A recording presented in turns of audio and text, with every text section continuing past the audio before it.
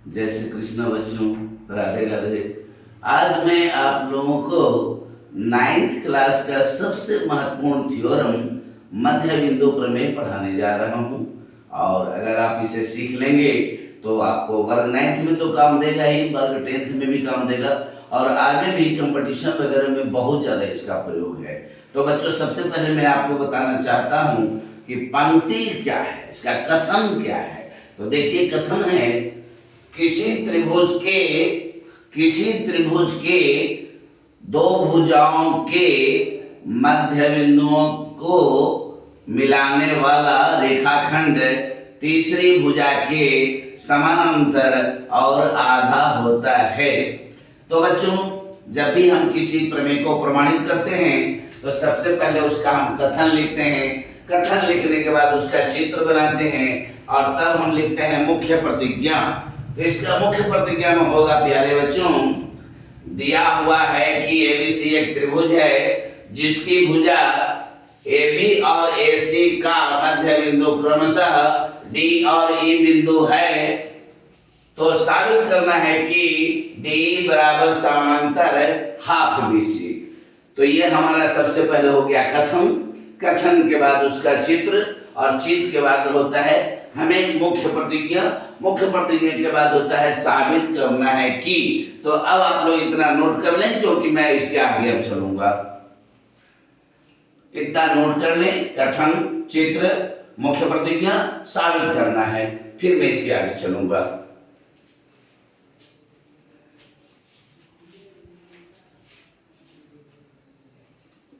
रचना। बच्चों, जितना शर्त दिया हुआ है अगर उस आधार पर नहीं बनता है तो ऊपर से हमें रचना करना पड़ता है। तो इसके लिए जितने प्रमाण मुझे थे उसके आधार पर यह थ्योरम नहीं बन सकता था, इसलिए मैंने रचना किया और आपको बताया गया है कि जो हम रचना करते हैं वो डॉटेड लाइन से आगे बढ़ाया जाता है। तो रचना में देखिए मैंने क्या किया, DE को अपने स्थित में E बिंदु तक आगे, F बिंदु तक आगे बढ़ाया। DE को अपनी सिद्ध में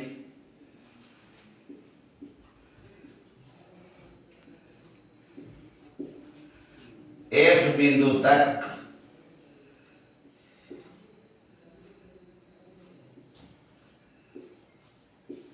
आगे बढ़ाया।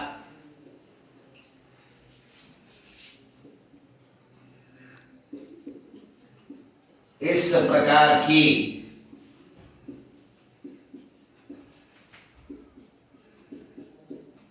DE बराबर EF हो तथा C से, इसको से पढ़ा जाता है बच्चों, वास्तव में एक लकीर देते हैं लेकिन से पढ़ा जाता है। C से F को मिलाया।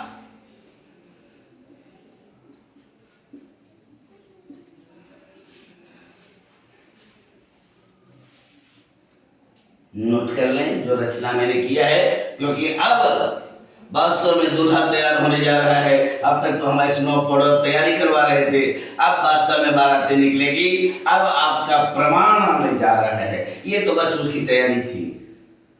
उस दूल्हे को तैयार करने के लिए इतना हम समय ले रहे थे, बाजा गाजा जो भी आप लोग देखते हो, कितना लोग क्या क्या करता है, डांस करता है, ये होता है वो होता है। अब तो शायद दूल्हा भी डांस करता है, मैंने देखा है डांस करते हुए दूल्हे को भी। तो बच्चों, आप लोगों ने इतना नोट कर लिया और समय चाहिए? चलिए 1 मिनट और आपको समय दे दिया जाता है। अच्छी तरह लिख लीजिए, लिख लिए। धन्यवाद। तो मैं अब साफ कर देता हूं।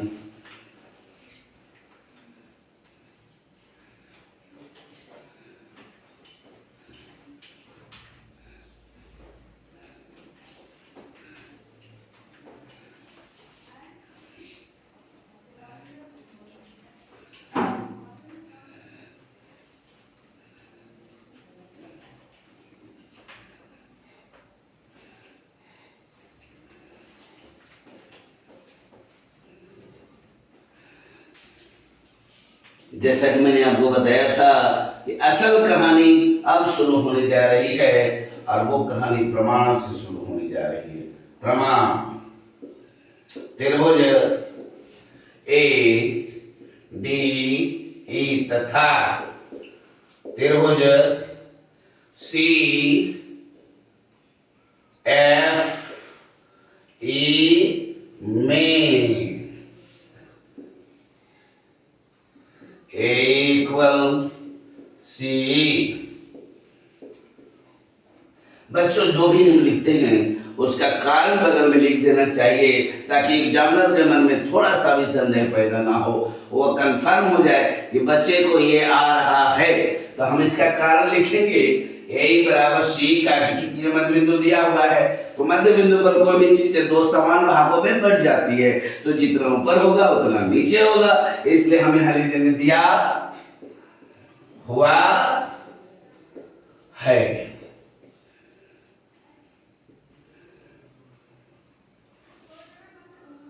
Angle A D equal angle C E F. हाँ तो बच्चों असल खेला तो अब शुरू हुआ है, आपको बताना होगा ये एंगल और ये एंगल क्यों बराबर होंगे। तो शीर्षाभिमुख कोणों के युग्म है, क्या है, शीर्षाभिमुख कोणों के युग्म सदैव आपस में समान होते हैं। लेकिन ये तो आधी कहानी है, पूरी कहानी भी सुन लीजिए। जब एक सरल रेखा को दूसरी सरल रेखा एक बिंदु पर काटती है तो प्रतिच्छेदन बिंदु के आमने सामने के बने कोण शीर्षाभिमुख कोण कहलाते हैं। शीर्षाभिमुख कोणों के युग्म आपस में समान होते हैं। तो यही चीज है बच्चों यहाँ, क्योंकि ये शीर्षाभिमुख कोणों के युग्म है।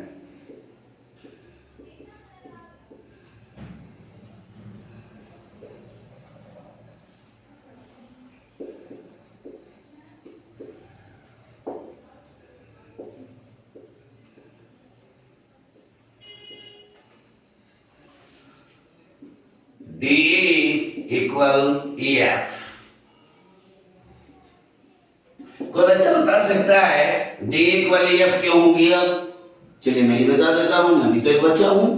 तो डी इक्वल ई एफ इसलिए हो गया कि बगल में हम लोग लिख सकते हैं रचना से। कहां से प्राप्त होगी हमें बात? अब आप लोगों को देखिए, दो साइड मिल गया, बीच में एंगल मिल गया, दो साइड मिल गया, बीच में एंगल मिल गया। तो आपको धनंजय शर्मा पढ़ाए होंगे, क्या पढ़ाए होंगे सो सुनिए।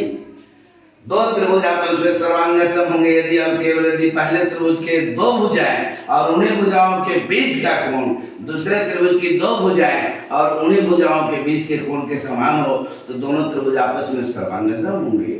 इस शब्द को कहा जाता है S A S.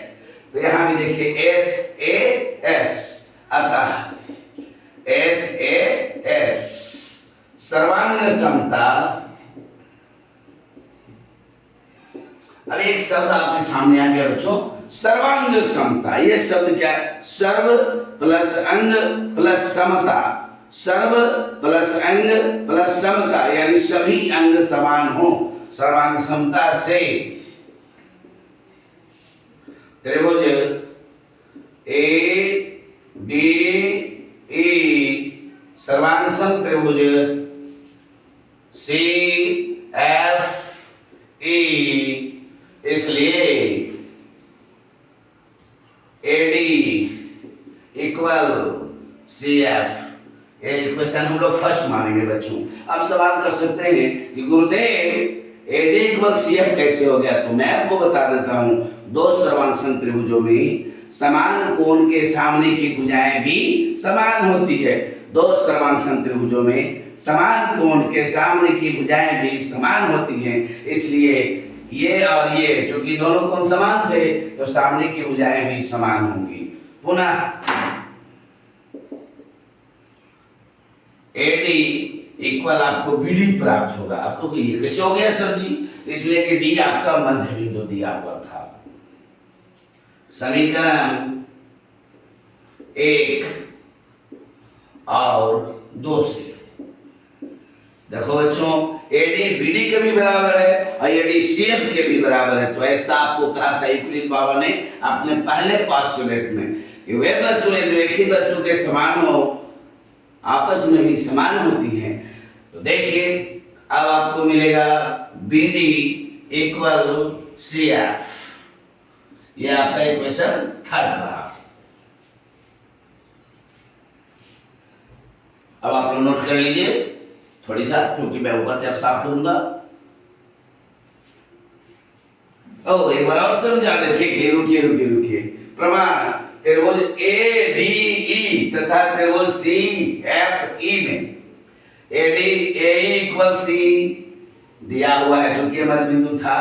Angle A E D equal angle C E F शीर्षाभिमुख कोणों के युग्म डीई इक्वल एफ रचना से। अतः एस ए एस सर्वांग समता प्रतिबंध से हम कह सकते हैं कि त्रिभुज डीई ए डीई सर्वांग त्रिभुज सीईएफ और दो सर्वांग त्रिभुजों में समान कोण के सामने की भुजाएं भी समान होती हैं, इसलिए एडी बराबर क्या मिलेगा आपको? सीएफ मिलेगा। पुनः हम जानते हैं कि डी मध्य बिंदु है, इसलिए एडी बराबर बीडी मिलेगा। अतः समीकरण 1 और समीकरण 2 से बीडी बराबर क्या मिलेगा?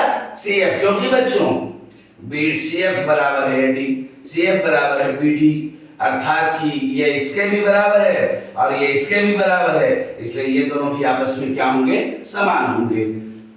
ठीक है, आप लोगों ने नोट कर लिया और थोड़ी देर नोट करेंगे। ठीक है, थैंक यू। तो बच्चों मैं इसके आगे चलता हूं।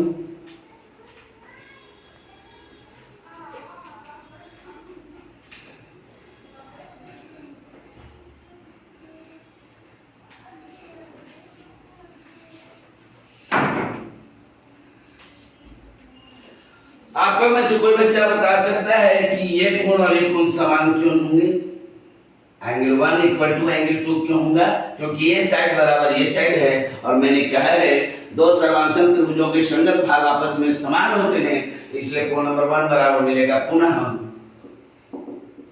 एंगल 1 बराबर मिलेगा एंगल 2।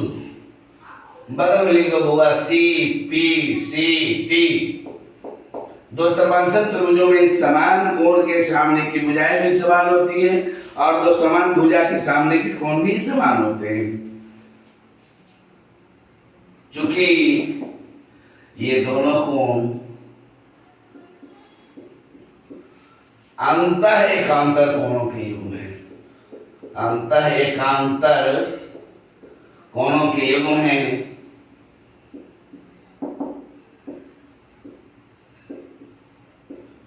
कोणों के युग्म है, इसलिए ए डी समानांतर सीएफ होगा। क्योंकि आपको बताया गया है कि जब दो सरल रेखाओं को कोई तिर्यक-छेदी रेखा इस प्रकार काटती है कि जब दो सरल रेखाओं को कोई तिर्यक-छेदी रेखा इस प्रकार काटती है कि एकांतर अंतः कोणों के युग्म आपस में समान हो, तो दोनों सरल रेखाएं आपस में समानांतर होती हैं, इसलिए एडी समानांतर सीएफ मिलेगा। इसलिए बीडी समानांतर सीएफ मिलेगा बच्चों।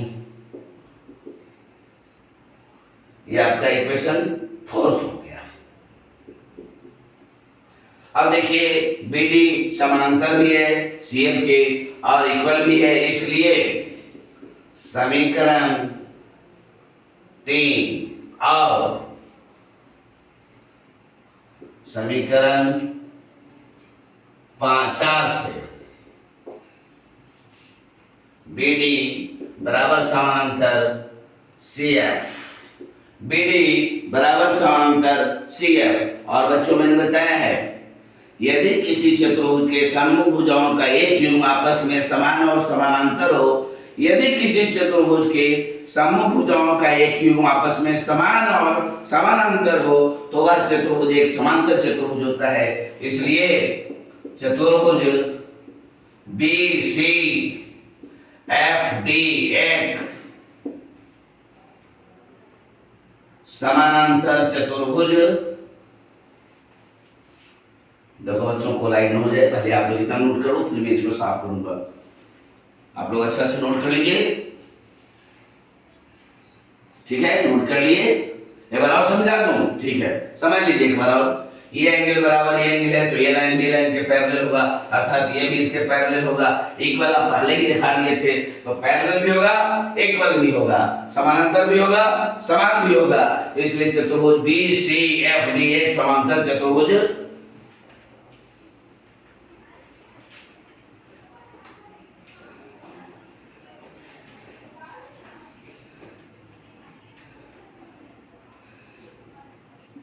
होगा।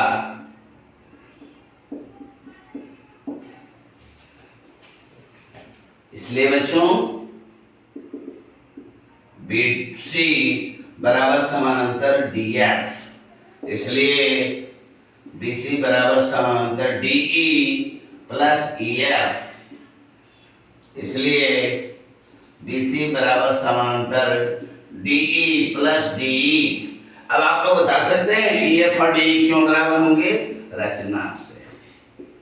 ऐसा मैंने रचना किया था कि दोनों समान हो गए थे, ये और ये दोनों समान था, तो हम EF की जगह पर D लिख सकते हैं।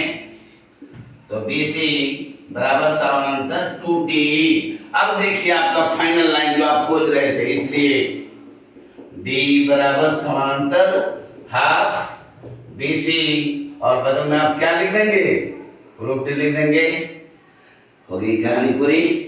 थैंक यू, आप लोग समझ गए, और अगर आप सीख गए तो समझिए कि मैं सफल हो गया, मेरा मेहनत सफल हो गया। आप देख रहे इतनी गर्मी में पसीना से मेरा शरीर तर ऊपर हो गया, फिर भी मैं आपके लिए मेहनत कर रहा हूँ ताकि आप सीख सकें, ताकि आप सीख करके एक अच्छे नागरिक बन सके और आप अपने देश का विकास कर सकें, अपने समाज का विकास कर सके, अपने परिवार का विकास कर सके, अपना विकास करें। जय श्री